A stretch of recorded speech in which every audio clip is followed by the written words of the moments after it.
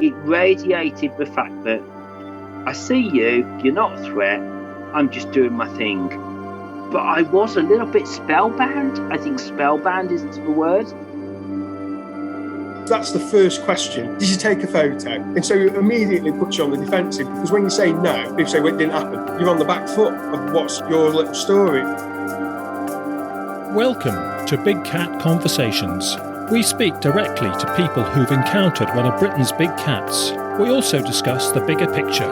I'm Rick Minter, and thanks for joining me.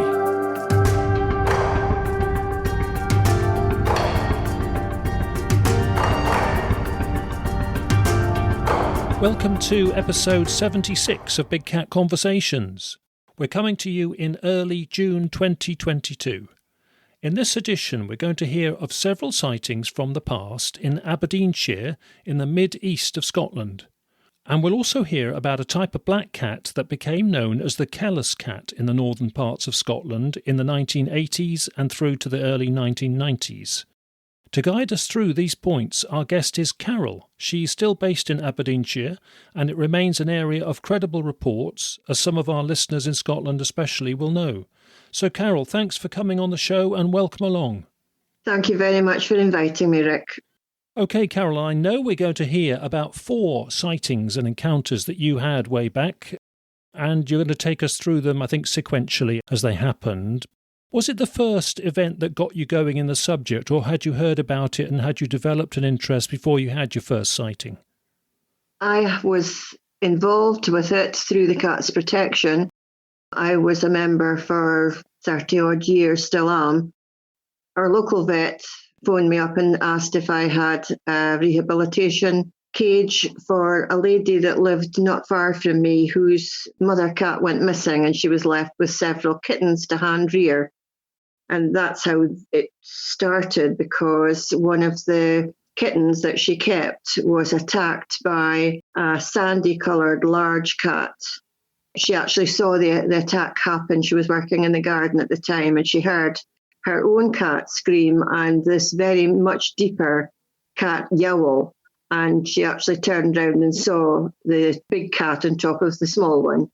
The small one survived with broken hip and 2 broken back legs. That was the very first time that I had heard of any cats in our area. OK, so it started off with the welfare of domestic cats in the Cats Protection League. Was it called that then? That's what it's called these days, isn't it? It was called the Cats Protection League. It is now the Cat Protection without the league. OK. Yeah, so it was Cat Protection League at the time. OK, what an introduction to it. All of this we're going to hear from has been in Aberdeenshire, Carole, that's right, isn't it? Yes, about 5 miles away from Aberdeen. Right, so the first time you actually had a sighting yourself, what happened? I had been feeding feral cats in a farm not far from us on a 3-day week, with other people feeding in between. And I saw in the paper one night that a friend of mine and her 2 daughters had been out walking their German Shepherds and had seen a black cat disappearing off a dry stone dike into some wooded area beside the golf course, and then it came out again. So the first thing I knew about it was this thing in the paper about this black cat. And I remember being really miffed that it wasn't me that had seen it. So that's what got me into practically living at that derelict farm for 3 weeks. And what was the date of this, Carole? 1997. So you moved to sort of set camp there, did you? I waited in my car. I used to feed the cats every second day. And people in the village knew that if they saw my car there, because of the newspaper coverage of this black cat, they knew that if my car was there, not to bother me. And to be honest, a lot of people stopped walking their dogs up there because of the big cat being there. OK, so what happened? You encountered it one day eventually. It was round about the same time every night, on 3 occasions in that 3 weeks. It came out of the same copse of trees. I was sitting in the car I didn't have a camera the first time I saw it, but I did have binoculars. So it went exactly the same area, came out of the same area, went down the road away from me, so I never saw the head. It was always the body and the legs. I couldn't make up my mind what it was until I saw the tail. So I went in and bought myself a decent camera. And as I say, in 3 weeks, I sat in my car until I saw it again. I got a photograph of it at 0.2 of a mile away from where I was sitting in the car. But I remember taking the film to Costco at the time, and I knew the chap that did the developing there, and I went in and said, "Is it a big cat? Is it a big cat?" And he says, "Well, there's something big and it's black, but we can't tell what it is." Ah. Obviously, I had it on the wrong setting. It was a new camera. So I thought, well, to while away the hours for that 3 weeks, I photographed deer, badgers, foxes, hares, rabbits, other people's dogs, cows, from exactly the same place that I was at to exactly the same place that I had photographed it. So I have all of those as evidence to judge with the size of the cat that I saw. So that was the second sighting. The third sighting, I had decided that I would sit in the car in another area.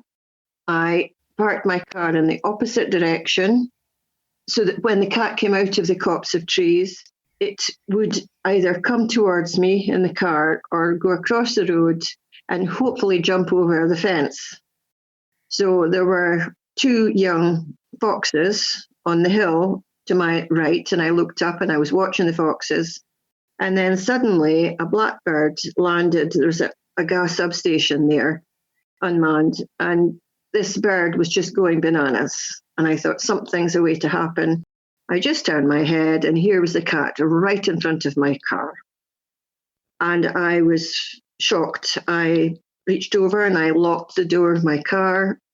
My hands were trembling. I had a tripod set up on my steering wheel. My hands were shaking. I thought, I've got to get a better photograph than I did before. So I hoped it would jump over the fence, but it didn't. It went underneath the fence. So I just got a photograph of the end of its tail. Yeah, and what time of day was that? That was exactly the same time, 11:15, on a July night. It was beautiful weather, and all 3 sightings were of the same weather pattern at exactly the same place and practically at the same time. So that was still semi-light, was it, North Scotland in July? It was very good because the sun was going down in the west and I was facing west. What was the strategy of the cat? What was it doing, do you think? Was it coming out to hunt and stalk, do you think, each time? What was its behaviour mode, do you think? The first twice I'd seen it, I was down at the farm looking east. This time I was in the east looking west, and the cat had decided it would go its normal route, but couldn't see the car because of all the gorse bushes on either side. And when it saw me turn my head, it noticed obviously the car, and it just needed to get out of sight. So I got out of the car with my camera, absolutely shaking like a leaf, and the road that I was on was slightly higher up than the field. All the cows were lying down. It wouldn't have gone into the field if the cows had been standing up because it would have been chased. So it went into the bushes, and I stood there, and there was a rustle in the bushes, and I thought, oh dear, this is not a very good idea. So I thought, well, I've got to try it. I've got to try and get a photograph. I'd outshot this enormous fox, but it wasn't interested in me. It hadn't seen me. It was lower down, but it had seen what had gone into the bushes, and it was terrified. But as soon as it saw me, it ran off. So I went back to the car and I coasted down the road towards the farm, and I could see it in the distance, just disappearing into the derelict garden. And that was the last I saw of that one. Now, before we get on to the description of the cat, the large cat, what do you think it was predating? Do you think it was actually going for some of the feral domestic-sized cats that you were there to help? None of our cats at the farm ever went missing. They had lots of big bales, big round bales. They could get in between that where a big cat couldn't. There were times I used to go up there 2 or 3 o'clock in the morning with my headlights on, and I could see the small cat's eyes, usually in pairs. There weren't once or twice that I actually saw much bigger eyes on their own, just one cat, which I thought it was probably sheltering from the bad weather. But a lot of the cats and dogs and rabbits and pets from the village did go missing round about then. Do you think the feral cats got alert to it and became wary? We always fed at the same time every day. Different people, there were 3 of us on a rota. So the cats always knew. We used to heat our tins of cat food on the radiator in the winter, so that when the cat food got up to them, because we had to walk quite a distance in the snow and it was often past our waist, the food was still warm, and of course they would eat it quickly. And then it would disappear with various boxes in mangers that probably big cats wouldn't be able to get. So there was a bothy as well with a very, very thin piece of tree trunk that the cats used to be able to get away from dogs. There were quite a few loose dogs, farm dogs from other farms used to come looking for a bitch, and, they often were in the farmyard when we would appear. The feral cats, the farm cats, there wasn't enough rats and mice and rodents and small rabbits for them to feed on. They did need your supplementary food. Yeah, there were plenty of rabbits, but over the 2 years that the cat was around, a huge drop in the number of rabbits that were seen. And we did have myxomatosis then, but we very, very rarely saw any rabbits around. One of our female cats, it was all neutered. I neutered all of them. Used to see it out in the open, quite close to the gorse bushes, and should be stalking a rabbit. But if you feed your farm cats properly, they will kill rabbits and they won't eat rats. They'll only kill them. They'll eat rabbits and they'll eat mice, but they won't deplete their larder if they don't know where their next meal's coming from. Mm-hmm. That's a silly thing. You wouldn't get a cat killing everything that moved and then suddenly thinking, I don't have any more food. We were feeding them so that they could do it for fun, really. They knew where their next meal was coming from. And that was one of the jobs I did for the Cats Protection, going around all the farms and educating the farmers that if we neuter in return, you need to feed your cats or they won't do the business for you and keep your vermin down. Okay. Shall we go on to your 4th sighting, which was your final one? Well, I was in a bus coming back from Aberdeen to Huntly, and I was watching the wildlife as I always do. I'm a great believer in getting information from wildlife. They know far more about what's going on than humans do. And there was quite a flock of pink-footed geese in a field at Blackburn. And I watched them and they all were pointing in the right direction, the same direction. They were looking west, and it was very unusual. And I thought, there's something in the next field. And there was a big cat. But it wasn't totally black. It was quite a dark brown, deeper than a chocolate, like a liver colour. And I know that one had been seen by several friends over the previous months. It was on its own. There was no lay-by. There were no cars around. There were no lorries or anything. It wasn't a dog that was going out for a sniff about. This cat had a purpose, and these geese were watching it. But I never saw that one again. Do you think it was coming towards them knowing there was some potential prey, that they were prey items and they knew that, or that they were wary? It was scouting along the side of a fence, and I don't think it had any intentions of going for a goose. I've known them to take swans when they've been nesting. That happened a couple of years ago, and not far from there. We didn't actually see what did it, but there wasn't very much left of it. The neck and the head were gone. The wings were there, but the chest cavity was completely cleared out.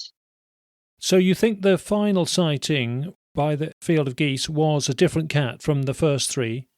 Definitely, yes. It was a different build altogether.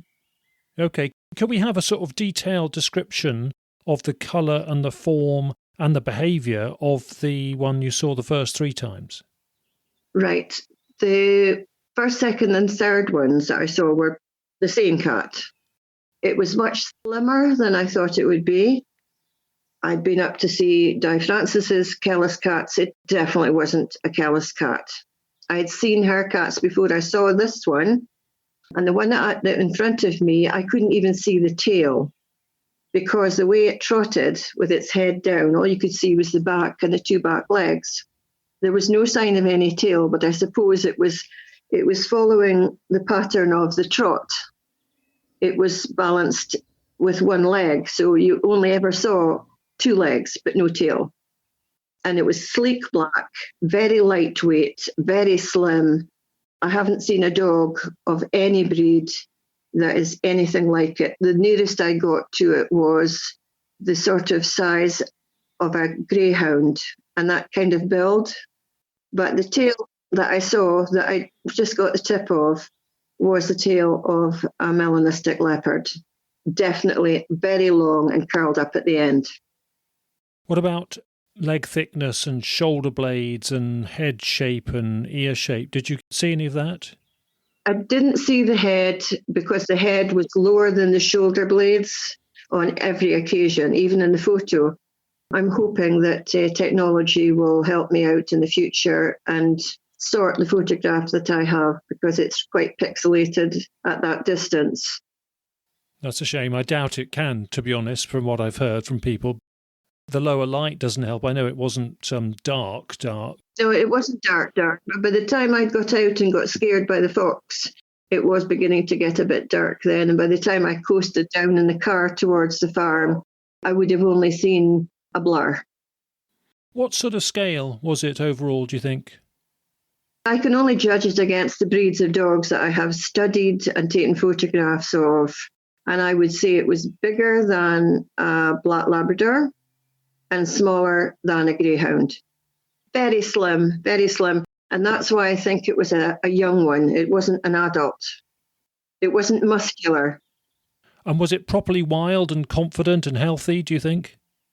It was all that, yes, definitely. It didn't look starved. It seemed to be alert enough to know that my car wasn't in the usual place. And when it came round the corner, here I was sitting there and it knew to turn and disappear.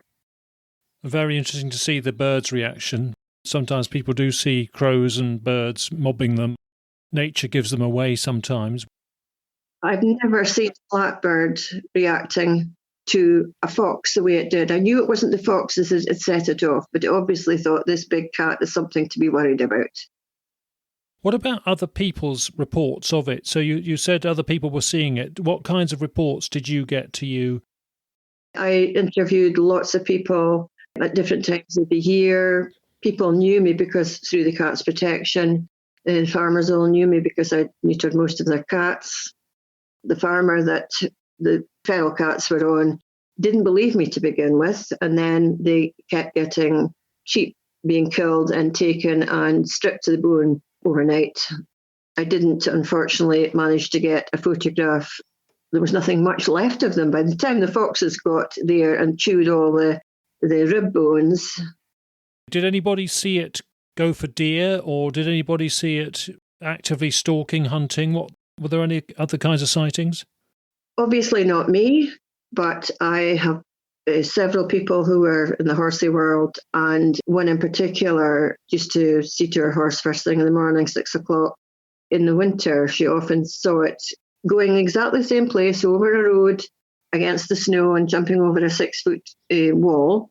And then somebody else saw the same one chasing a deer at Hazelhead Park, and that one was seen by my friend. And then another 2 reports of the same cat slightly later in the day. And what kind of geographical spread was this? Was this all in the same few square miles or further afield? I would say it was about 30 miles it was seen, because I could only keep in contact with the people that I knew in the area that I lived or worked. They knew to contact me.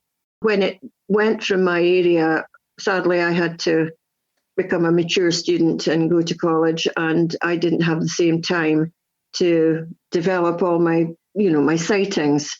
But over the next few years, there were so many people that contacted me, and I had friends that read the papers, people sending me snippets of various papers. I still do.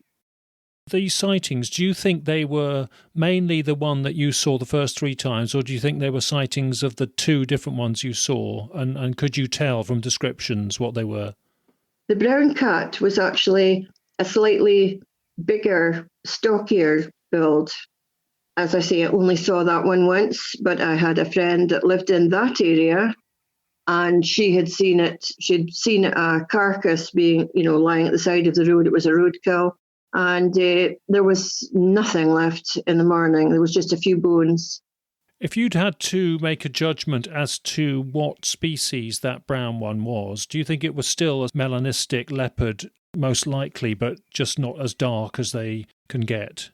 I'm really not sure about that one because I was moving in the bus. I couldn't really make a judgment on it. It was just a stockier, thicker legged, thicker tailed, a bigger head. It could have been a male. It actually reminded me of the photo fit that Di Francis had got a lot of her witnesses together. They gave her descriptions. She made up 2. She made one a female and the male.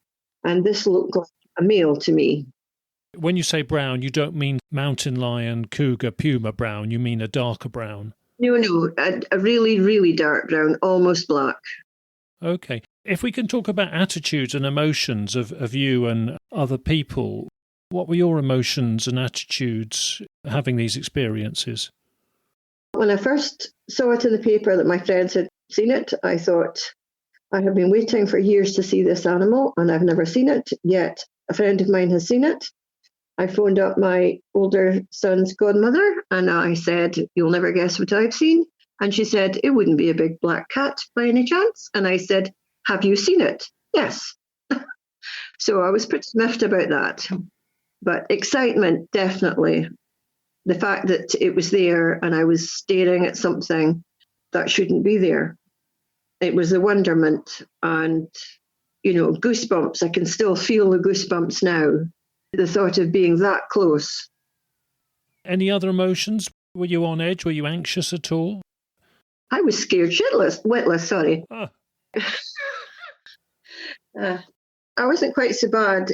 If I got a better photo of it, I think I would have been able to prove all the doubting Thomases wrong, because it's really difficult going through the rest of your life, saying I speak to everybody that I'm on a bus on a weekly, sometimes 3-weekly basis.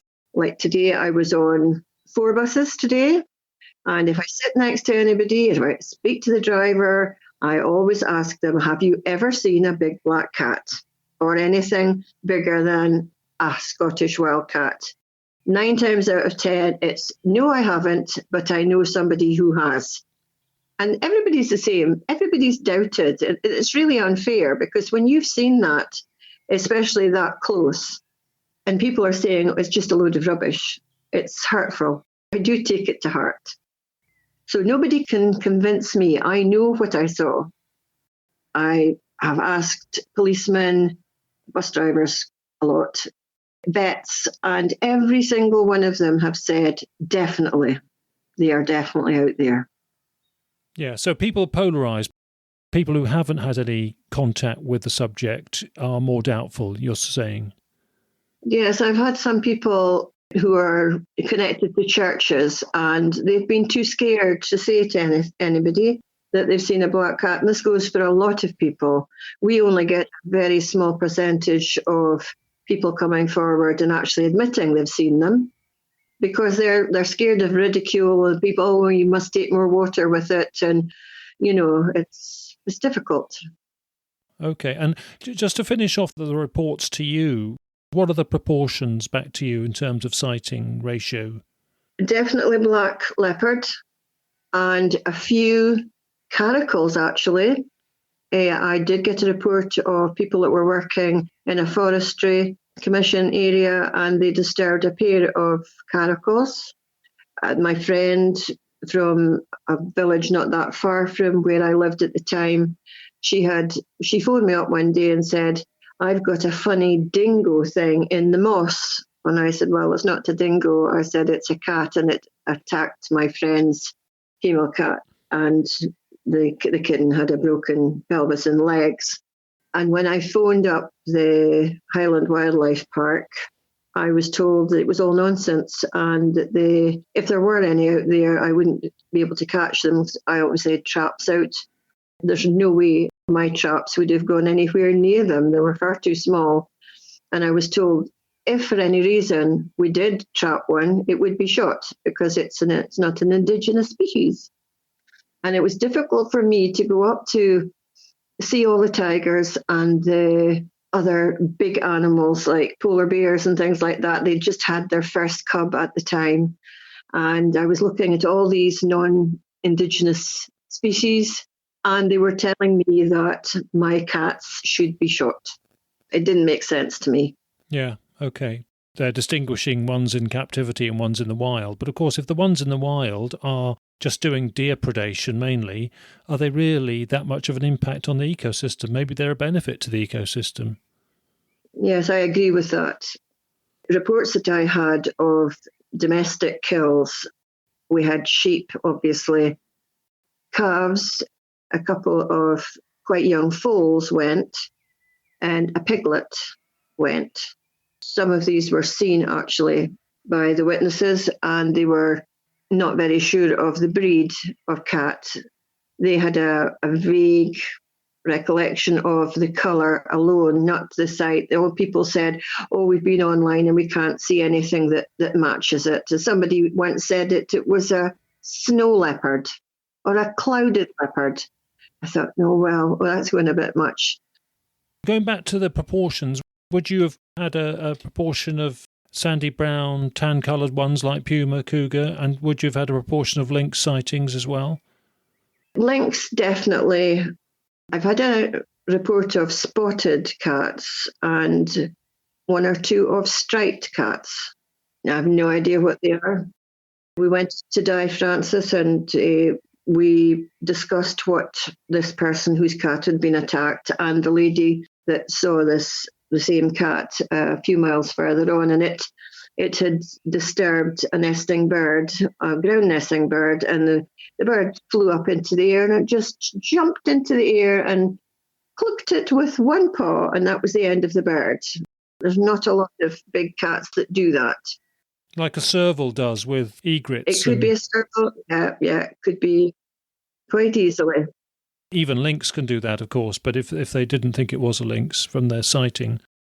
It's difficult. You don't know your breeds. It's quite difficult to hazard a guess of what it is. Also, the age of the animal, the conditions of the weather. A wet cat can look a lot darker, and it looks hairy. It's more flat-coated, but with a lynx, you're fairly sure about the end of the tail. If it's got a little black mark at the end of it and it's got tufted ears, a short tail.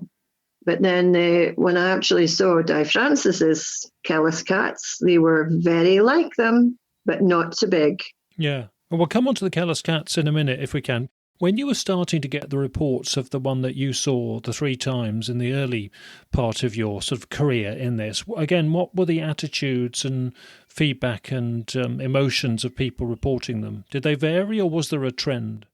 There were a few people that were a little bit angry because one had been seen in Inverurie rifling through a bin, and this old couple had said that there should be something done about this because it was a huge animal. It was the height of the bin, obviously stretching into the bin on its back legs. I have a photograph of that somewhere, which I'm hoping that Paul will pick up on Friday because he's coming to this area, and I'm going to give him all my things and he can rifle through them and cross-reference them with sightings he's had. So this is Paul MacDonald doing the Big Cats Facebook group and networking a lot with people. And in fact, he's introduced you to this podcast and hence why we have you on as a guest. So thanks to Paul for that. Yeah. Yeah, well, that's great that you can pass on the material for him, passing on the baton, as it were. Well, I think in my time of life, I think somebody's going to have to do something with it because I'm not really in a position to do that now that Paul's got his map up and running, but I don't think he appreciates how much material I have. Well, that's a good problem to have, isn't it? What were the other emotions and attitudes you were picking up from people that were reporting them in the early stages?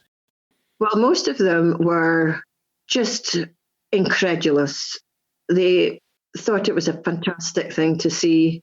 Not many people were scared when they saw them. Their dogs possibly would have been. Lots of reports about people's dogs never wanting to go out of the house ever again once they'd been in contact with one. And again, just this feeling of people not believing them. Other people think that they should be just left alone. I'm in that position as well. I think that they should be left alone. They're not causing anybody any harm apart from the predation on farm animals. But sheep die for lots of different reasons, and it's like badgers are blamed for a lot of sheep kills, and they'd keel over and die for lots of reasons. Ewes have triplets or twins, and foxes come along and they'll take the one that's newly born. So they do get a bad press. It's a bit like red kites get a bad press as well. They don't kill anything. They're scavengers. People seem to think that they kill lambs. They don't. Sure, and if you've got a bad attitude towards something, you often exaggerate its impacts. Although I think if you've got a positive attitude towards something, you're often soft on it anyway. So I think people can be a bit biased. Yes, I'm very soft towards the black cats. I really don't want to see them go to any harm, but I do know of 3 that have been shot by gamekeepers in the past. How did you, were you told directly or indirectly? Indirectly, but I have interviewed 2 of them, and they were just trying to protect their wonderful game birds. What did they do? Did they bury and shut up? The conversation came to a halt, and it was more or less, I'm not going to tell you anymore, because they were a bit worried in case these animals were protected, which they're not. You can't protect something unless you know what it is. And they're certainly not going to protect wildcats that size. I mean, Scottish wildcats are different. They are protected, totally protected, but they still get shot. Did anybody of those 3 that claimed to have shot one, admitted to have shot one, did any of them preserve the body, do you think, or did they get rid of them because they felt that there could be a backlash if they held on to something that was sensitive? I think they were all buried. They were all buried, and they wouldn't tell me where to have a look for it. They just didn't really want to admit it. Do you think they were all black leopards from the description, or is it hard to judge? Well, I know that they were breeding on Benahee. A friend of a friend had found a kitten on Benahee and taken it home and raised it.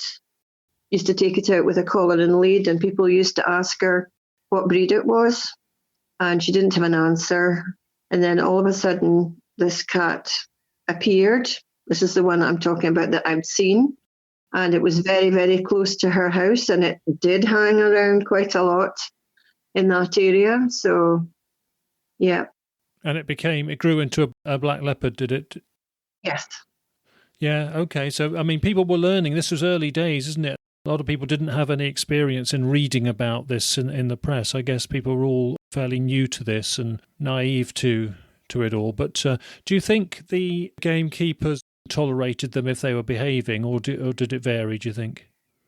I don't think they tolerated them. I think a lot of the time that the gamekeeper was out, feeding his pheasants and just didn't have his gun in time and gone back to get the gun, and the cat had disappeared. Seems to be the case in a lot of accounts.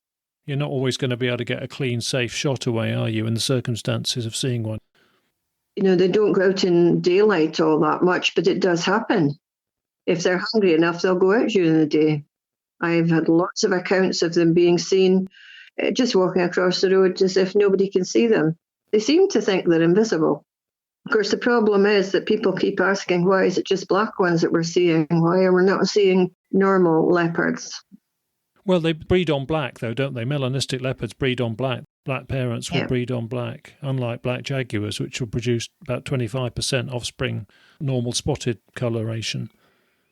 Anyway, yes, we better get on to Kellas cats then, because you met Di Francis, and this was in the 1980s, wasn't it, that Di Francis was researching these Kellas cats, and you can define what you believe a Kellas cat to be, because I think it's actually added some complexity to the sort of intermediate sized black ones that people report, because I still sometimes get people in different parts of the country saying, oh, I've seen a Kellas cat, and I say, what do you mean? And they basically mean they've seen a larger than average black cat. Can you tell us what you were invited to see with Di Francis and what you think a Kellas cat is? As far as I'm concerned, a Kellas cat is just purely that. It's a cat that was trapped in the area of the Kellas estate. There's a Dufton cat. It was caught in Dufton. They all seem to be named after the area they were caught in. Di was trying to make sure that she had to get, I think it was either 10 or 12 of the same species of cat, black, Kellas, call them what you want. And they had to be verified by the zoology people. I think it was in Edinburgh. And she couldn't get them all at the time. But when I went up there, we purely went up there because I'd read a couple of her books and I knew she had them. And she had 3 of them. She had Fred and Frida, and that was her breeding pair. And she also had a 3-legged cat called Kelly. And when we went up to see them, there were 4 of us in the car. The lady whose cat had been attacked initially, that I lent the cage to, the lady that saw it in the moss in her area, and another lady who's my best friend, and we all went up there, and Di had them in a cage. We didn't get as long as we'd hoped to because our daughter had to go to the doctor, but I got several photographs, and they are fierce. They don't remind me of a Highland wildcat at all, but it's only slightly bigger, but it's a much different build. They've got much longer legs. They've got a very short, stubby tail with a brush at the end of the tail. They're built like a whippet, bigger, but built like a whippet, with a thick neck and very, very fierce.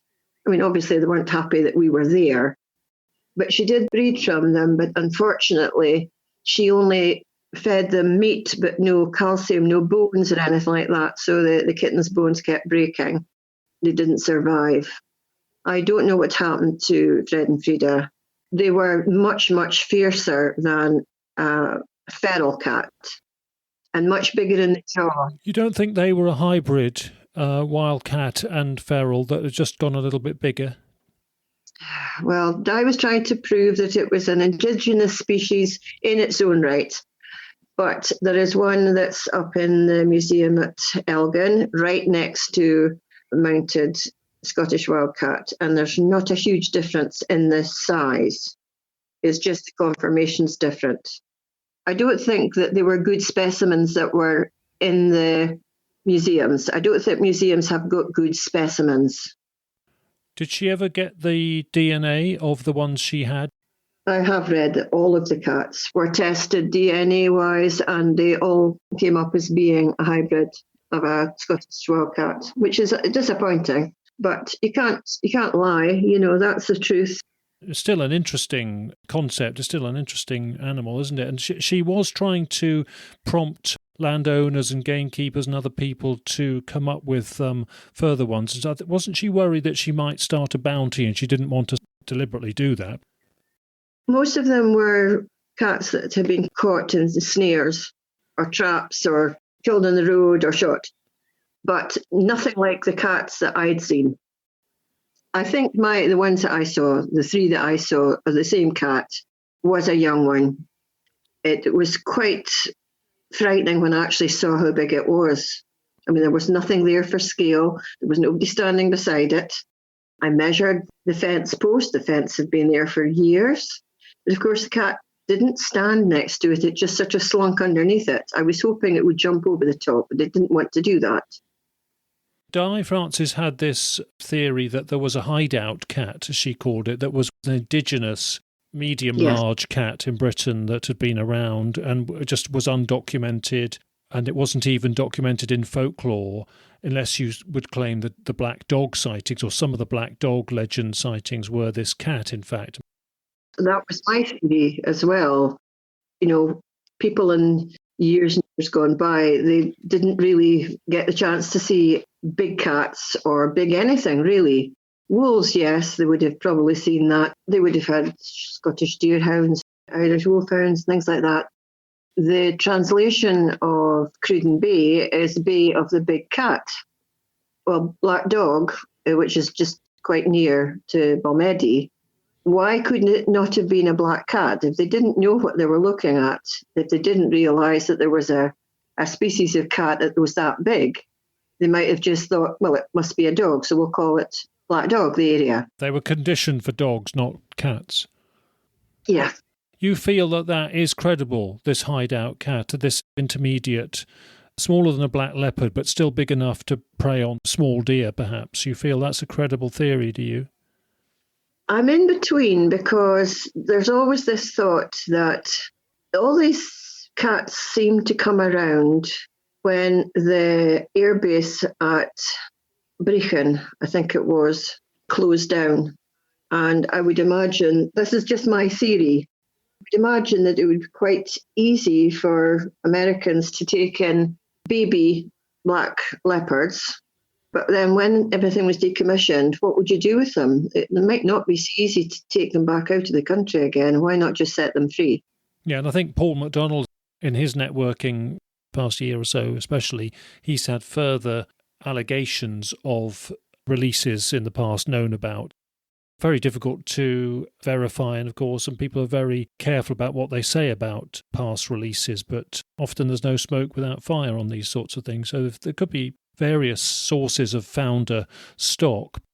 Back to this thing about, are they non-native and does it matter if they are non-native? Well, if some of them are actually enlarged felis catus, feral cats, maybe mixed with wildcat as well, then they're not non-native. They are British, aren't they? And if they've evolved...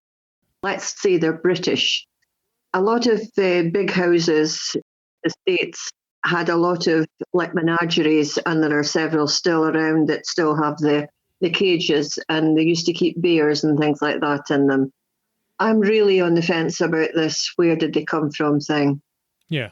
Obviously, the melanistic leopards came from Malaya or Malay Peninsula and Java rather than they've grown up in Britain, they've naturalised. But if there's another black one around, that does complicate and make it much more interesting in terms of whether they're British, how we classify them as well. I don't think that will ever be answered until we actually get a body that you can test. Or several bits of DNA, however you get them. I did try and get hair samples from the one that went under the fence, but I failed.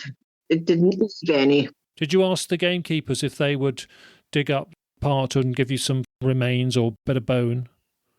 The conversation came to an abrupt halt when they said that they'd shot them. They didn't want to speak. None of them wanted to speak about what they did with the body. What about the kills, the carcasses? What sort of struck you when you examined carcasses? Did you examine sheep and deer, or was it more sheep that you looked at? Well, actually more deer, really. The sheep, I have a theory about that as well.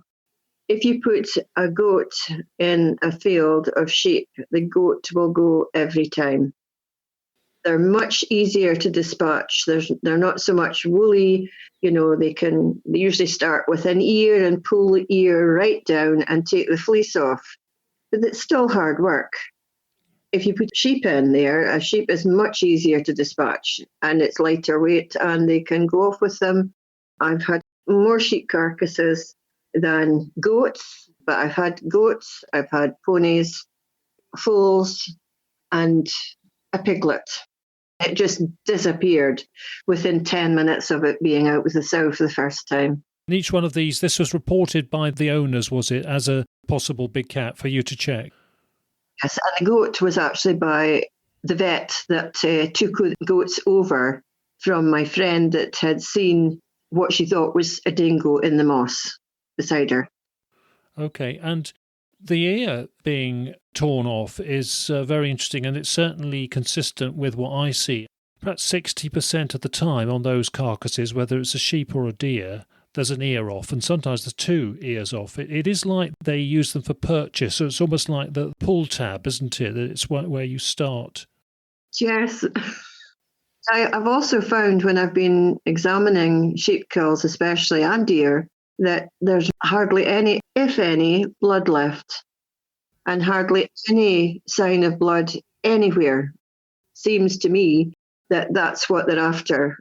I think also the blood does stop flowing very quickly as well in that situation, in a predation event. But yes, it is very rare, isn't it, to see blood?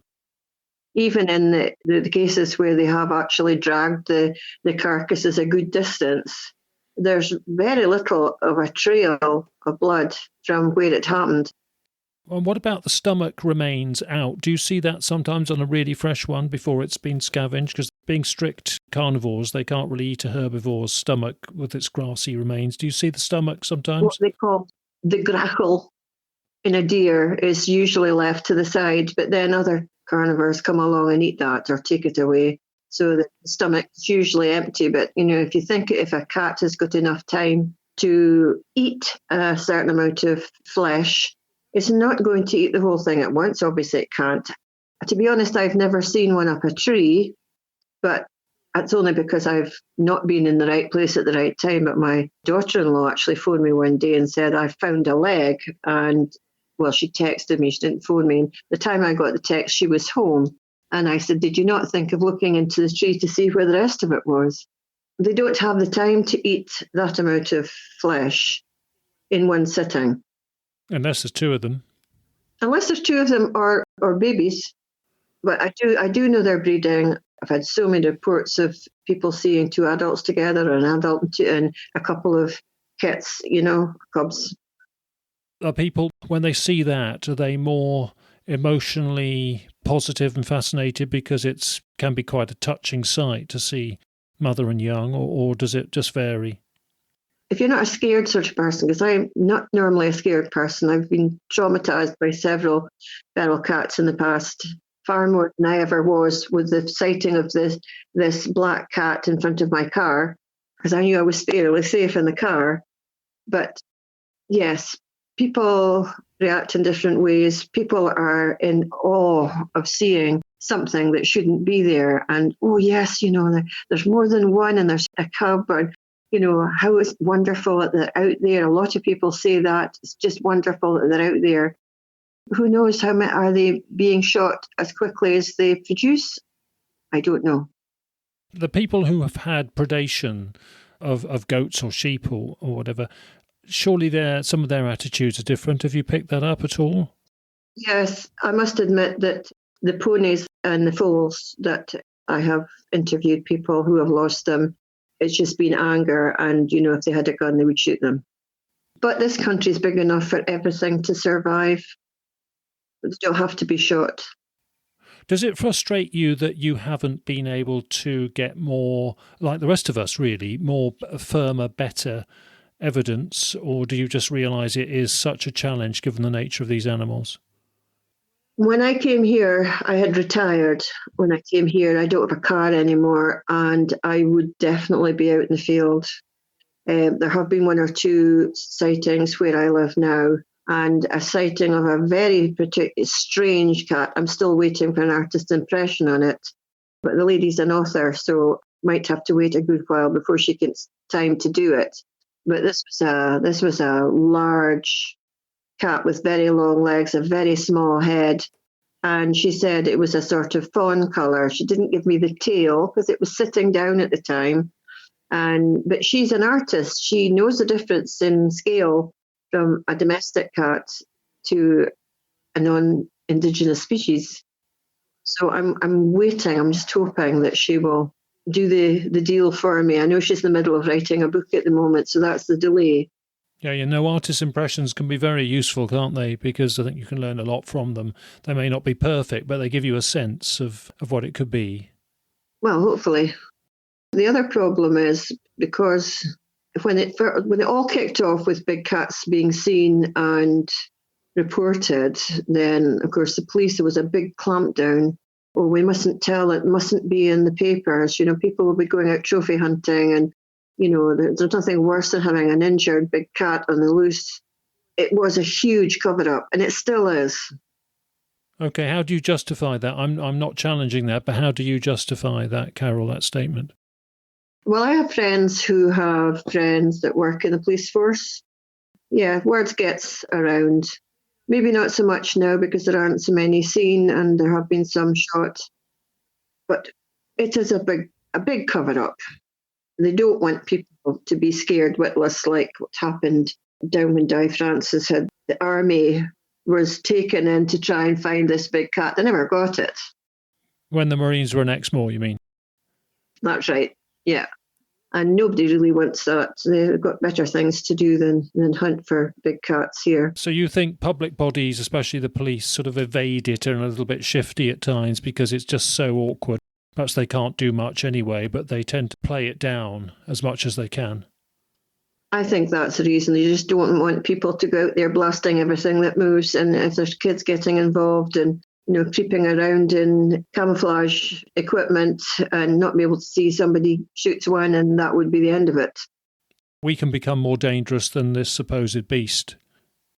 Had you had trail cameras and camera traps and better cameras in the early stages, do you think you would have made more progress because technology's come on a bit now? I would have, if I'd been able to afford trail cameras, I would have had the perfect place to put them. I just didn't have access to them and I couldn't afford them, and they weren't that easy to get in those days. And they weren't that good in those days either.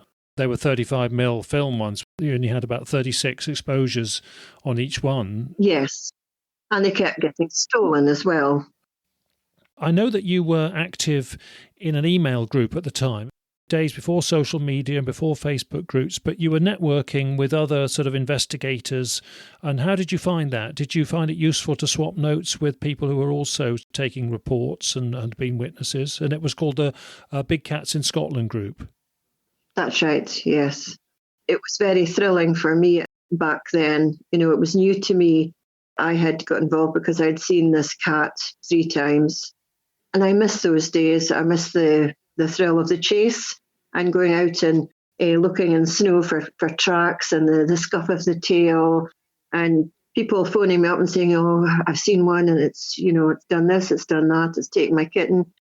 I miss those days, but they're still out there. I'm a good bit older now and I can't really do it.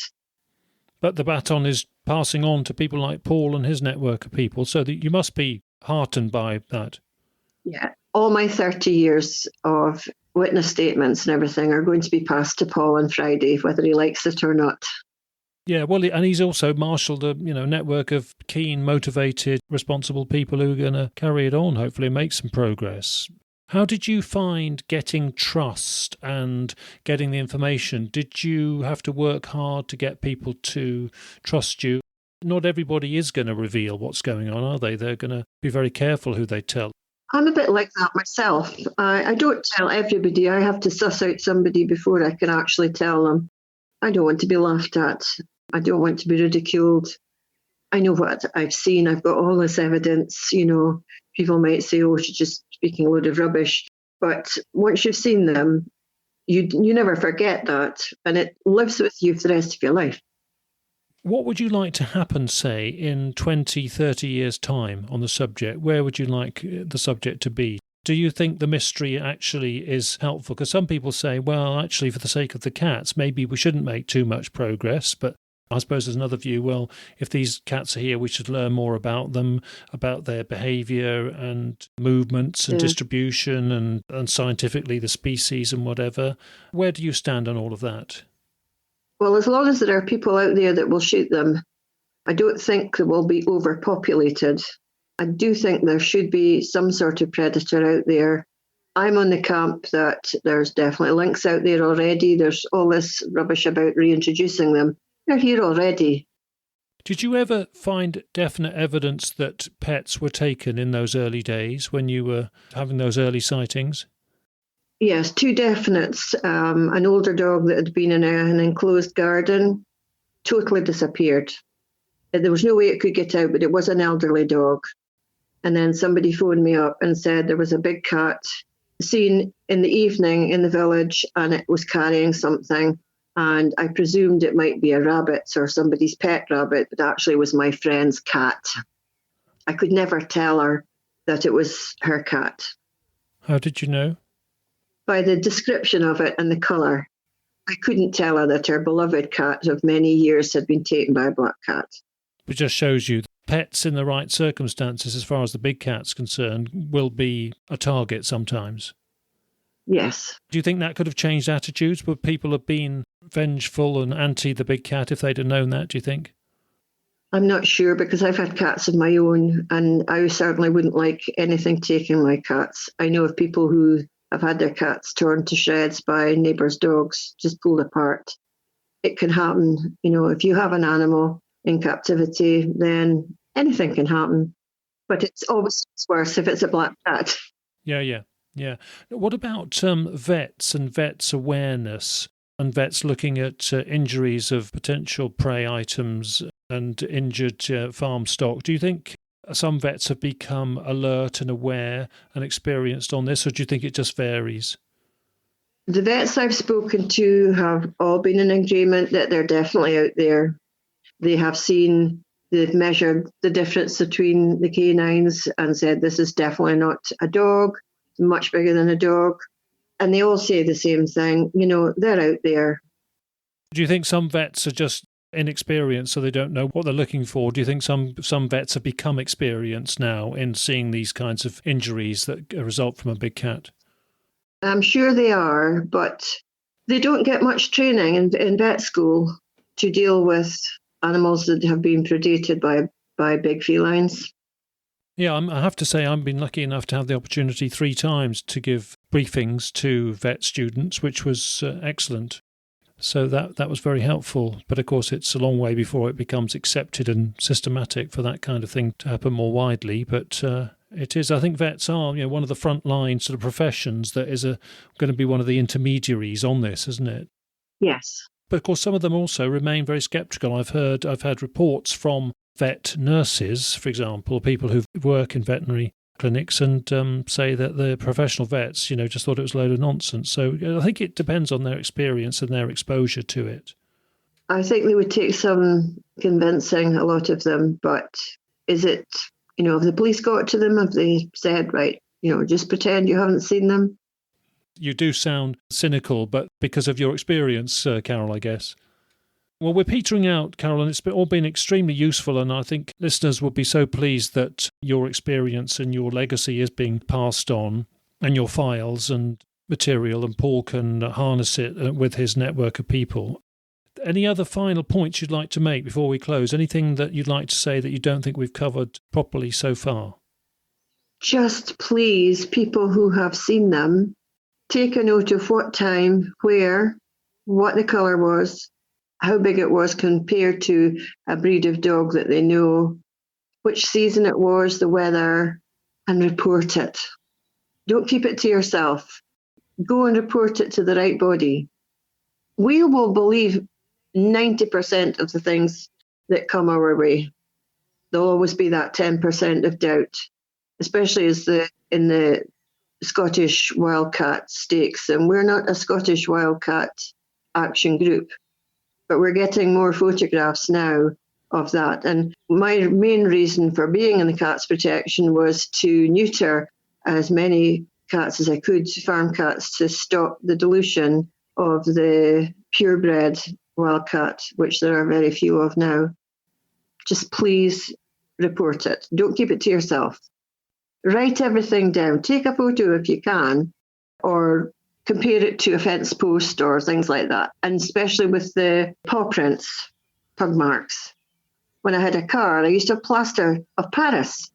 I used to take molds of suspicious pug marks. A lot of them weren't cats, so a lot of them turned out to be dogs. It's all very exciting. Add to the data in whatever way you can, even just the bare bones of the report itself, because it adds to the geographical sort of data bank. And anything that Paul arranges to do, like at Glam's Castle or any of the hunting, shooting, fishing weekends that are held, try and support him and what he does. We all want the truth. We all want to be out there flying the flag for big cats. It's the people's revolution to get the data and discover it and learn more. Yeah. And of course, you're mentioning Paul at these events. Now, Paul is starting to do what I've done in the past, and that is have stalls and information tables and tents at rural shows and game fairs and that sort of thing, where people can network and he and his contacts can get more information. We're going to hear some of the feedback from those events, and eventually I might try and join him on some when I can get up to Scotland. These things don't happen with no money. You can't leave it up to one individual. That's why the Big Cats in Scotland website went down, because there weren't enough people adding to the coffers. None of this is for free. On the Big Cat Sightings in Scotland Facebook group, there is a way people can donate, isn't there, for that? Yes, there is. Yeah, I've done it myself. We'll put the link to that with this episode. And interesting that you mentioned the Scottish wildcat, the efforts to minimise and prevent the dilution of it as it becomes mixed with feral cats, and obviously at a critically low point at the moment. The Highland tiger. Have you had many sightings yourself of Scottish wildcats, Carole? Over the years, yes, I've had a lot of input. I mean, I can usually tell by the build of tabby cat whether it's part wildcat. Yeah, I can usually tell. There's so many indicators, and we do have people in my area that have a conservation. They're part of the breeding group, but we don't want them to go extinct. How many times do you think you've seen a pure European wildcat? Not very often. I've seen them in the Highland Wildlife Park, and they're really not 100% pure. There's very, very few now. They're very stealthy themselves, aren't they? Very tricky to see. It's a bit like a big black cat, The chances of seeing them are slim, but if they think they're invisible, then they will come out during the day. But a wildcat, a Scottish wildcat, they want to stay out of sight. They want to be able to breed in private. They don't want to be put away in a Highland Wildlife Zoo or whatever. It's no life for them. It's a shame, but that's the only way that we can keep them going. It's a really sad story, but we must do what we can to preserve the gene stock and learn about them and help any that remain wild. We'll have an episode on that coming up soon, so thank you for queuing that one in. Great. Well, Carole, I think we're done, and thank you for going through all those points and learnt a lot from you. And it's good that you remain interested and networking with people and in touch with people, and great that this work will continue in Scotland. We have more to come soon from Scotland. So meantime, Carole, thanks ever so much for coming on Big Cat Conversations. Thank you for inviting me. I've enjoyed it.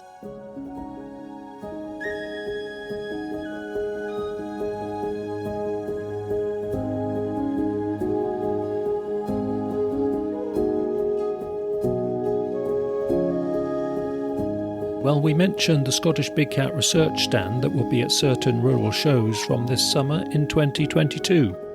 And Carole urged people to support that work. On our website for this edition, there's a link to the crowdfunding page to raise funds for all of that activity. I know Paul and colleagues will do a good professional job of all that, but any help with all the costs that will mount up for them would be appreciated, of course. So that link is under episode 76 for the refs and links page on the Big Cat Conversations website. And as part of a future Scotland episode, we will get an overview from Paul of recent information and the noteworthy issues that have been picked up across all of that work happening in Scotland.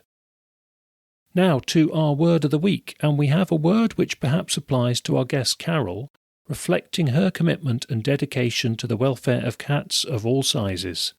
So the word is ailurophilia, and that means a love of cats or a fondness for cats. It comes from the Greek word for cat, which is ailuros.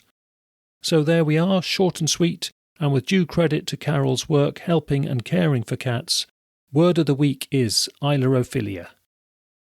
Now, in terms of recent sightings we've heard about, well, last episode was about the view from the train and the possibility of large cats using railway line corridors for their travel routes and to check out for prey. So how nice it was to have a sighting from Norfolk from a listener soon after that episode was released, and this report was of a large black cat active on a railway line as he was walking that way not far from his house. So a great coincidence to get a railway line report right on cue, and the width of the railway line was useful in helping judge the scale of that cat. In terms of coming episodes, we have some interesting sightings in North Wiltshire coming up, and we also have an edition on a couple of close-up encounters, and that will include a very recent case near Doncaster of a black panther running close to cyclists. So we'll discuss that one with the witness and consider what was happening in that incident. We also have some recent cases from South West Wales coming up in an episode, and special thanks go to Matthew in South Wales for helping us scout for those incidents. And we are also planning a North Wales show to follow soon after. And coupled with more from Scotland, as usual we'll be bringing you people's observations and their thoughts on large cats from across Britain in the next few editions. OK, we are closing out now, so thanks again to our guest Carole, and thank you everyone for listening and for supporting the show. Take care and bye for now.